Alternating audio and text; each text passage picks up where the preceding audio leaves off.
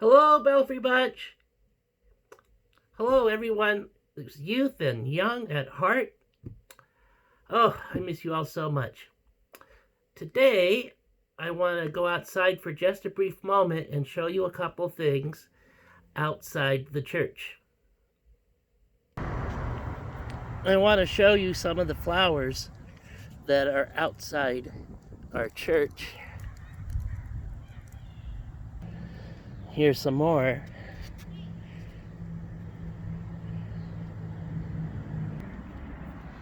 And a few more.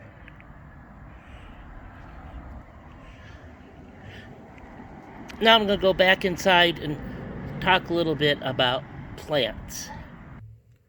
Okay. Well, one thing that plants need to grow like that is water. When rainwater falls on plants like those, the water soaks into the ground and then is absorbed by the roots and taken into the plants. Does the water always do its job and help plants to grow? Yes.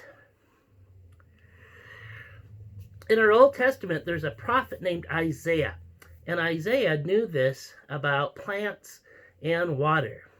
And so Isaiah said that the rain and snow never fail to water the earth, making it bring forth and sprout, giving seed to the sower and bread to the eater.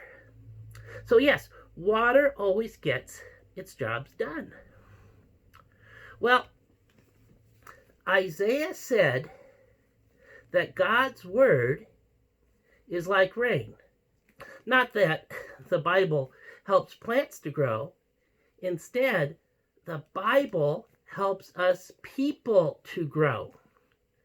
The Bible is filled with God's love. And when the love of God comes out of the Bible, it helps us grow into better people. Let's see if we can make this Bible rain.